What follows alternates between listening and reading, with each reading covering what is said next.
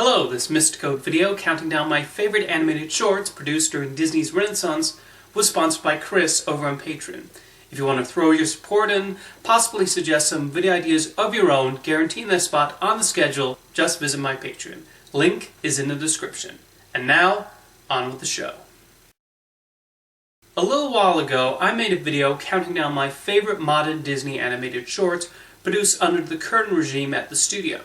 However, when Michael Eisner was at Disney, the mouse also invested in a fair number of animated shorts. Now, some of these were initially intended for new Fantasia, and ones even featured familiar characters, but they nonetheless showcase the artistry of the talents of Walt Disney Animation and how they are able to tell stories in a short amount of time. They made 11 shorts during this period, and all of them are worthy of discussion. So, here's my ranking. John Henry. Directed by Mark Henn, the animator who played a large role in bringing Belle, Jasmine, and Tiana to life, this short adapts the famous American legend of a railroad worker who attempted to beat a steam train. The sketchy appearance gives it a classic look, as Henn seems to be paying homage to the classic Disney shorts of the 40s and 50s that attempted to tell a piece of American folklore. As aided by Alfre Woodard's narration, John Henry does a more than suitable job of telling the story.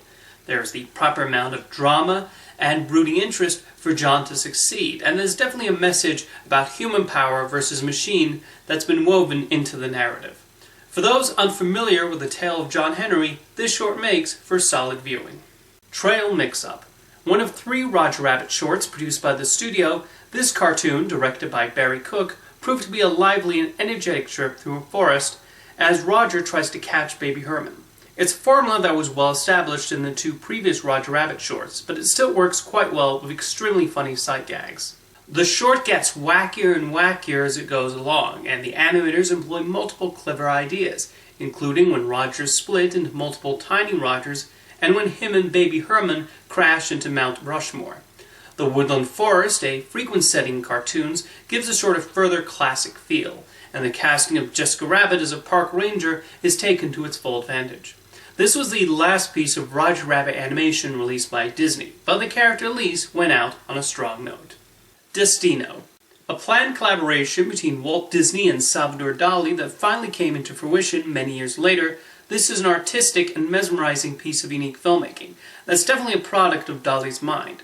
Story is not so much the objective, but rather it serves as an opportunity to explore surreal mind, with director Dominique Monfrey taking heavy inspiration from his paintings. You might recall this short being referenced in Fantasia 2000 as a metaphor for baseball, but there's more to Destino than that. It's a more experimental piece than we expect from Disney, and it also beautifully combines hand-drawn animation and computer technology.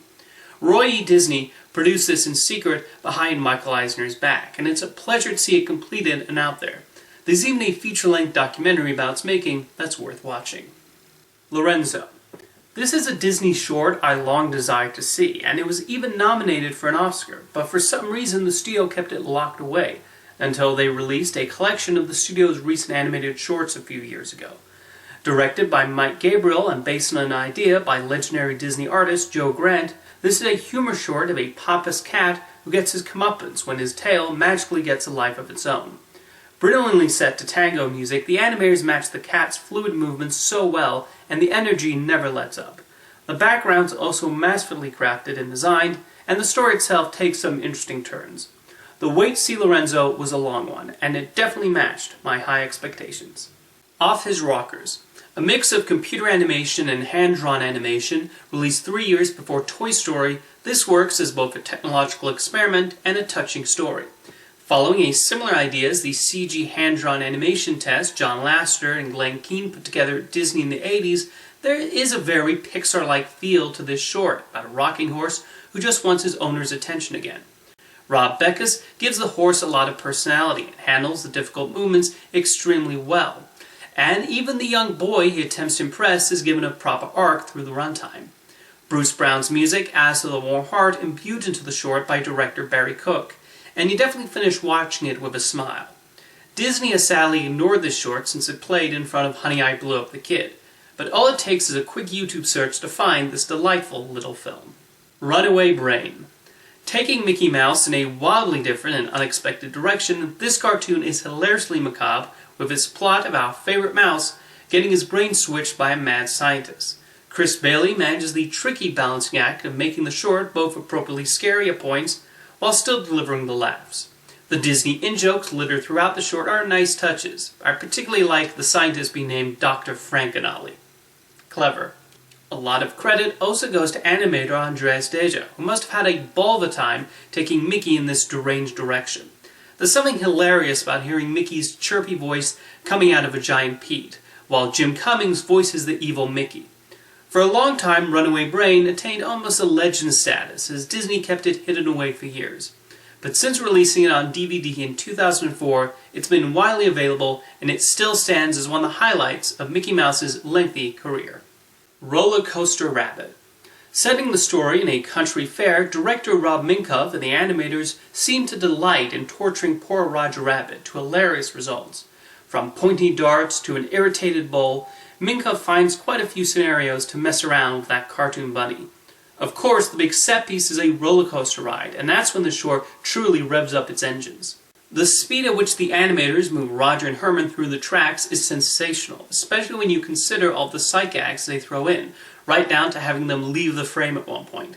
What's amazing is how Minkoff treats the cartoon as genuine action filmmaking, and that adds to the excitement and comedy.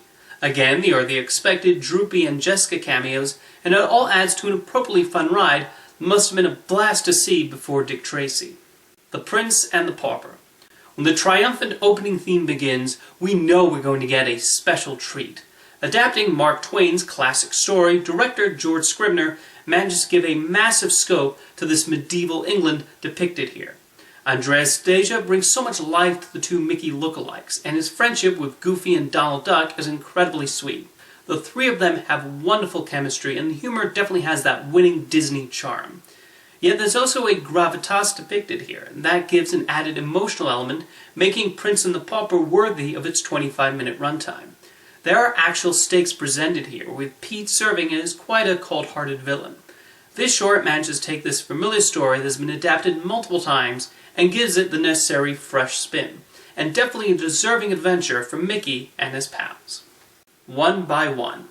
This breathtaking short wonderfully combines a song by South African musical artist Le Bohème with stunning animation directed by Pishotti Hunt. It's a simple story of African children using their smarts to make their own kites that works because it highlights the possibilities of creativity anywhere, even in an apartheid slum. The titular song was previously heard in the Lion King Broadway musical, and it fits so well with the imagery and the story being told. It's amazing what the right music with the right animation can produce when put together, something Walt Disney definitely understood when he was producing Fantasia. This was initially intended to appear in the cancelled Fantasia 2006, and is yet another reason why it's a shame that project never came to fruition. Tummy Trouble. The first Roger Rabbit short, this managed to expand on what audiences loved about the opening cartoon in Who Framed Roger Rabbit, wonderfully teaming up Roger and Baby Herman and placing them in a new setting. Rob Minkoff takes full advantage of the hospital location, as both go from room to room, all because of the mischief caused by a rattle. The way the camera swoops through the hospital is incredible. Like the other two shorts, the slapstick is so brilliantly animated and energetic, and it's definitely hilarious from start to finish. Minkoff and the Disney animators had to really capture the manic tone of the Looney Tunes cartoon with Tummy Trouble, and they succeeded, showing this character would live on for many more cartoons. It's a shame the feud between Steven Spielberg and Eisner cut them short, but at least we got to see these very funny cartoons. And my number one favorite Disney Renaissance animated short is The Little Match Girl. An incredibly heartbreaking short directed by Roger Allers, co-director of The Lion King, this manages to adapt Hans Christiansen's story with the proper amount of heart and sincerity. The decision to set this dialogueless short to Alexander Barden's Nocturne from String Quartet No. 2 was a particularly excellent choice and added the emotion to the images so well. We feel so much for this young girl and her dreams celebrated Christmas with a hearty meal and surrounded by a happy family. While Disney has often been known for playing around with Anderson's stories to make them more commercially friendly, The Little Match Girl does not do that, leading to an ultimately powerful conclusion. The animation is spectacular, maybe some of the best produced by Disney Animation in recent memory. The Russian backdrops and the snowy streets are drawn so well, and it makes the Match Girl's warmly lit fantasies all the more special. You will find this short on the DVD and Blu-ray editions of The Little Mermaid, and it's absolutely worth giving it a viewing during the holidays and any time of year. But prepare for something heart-wrenching. So of these animated shorts I mentioned, let me know which is your favorite, and I'll see you next time.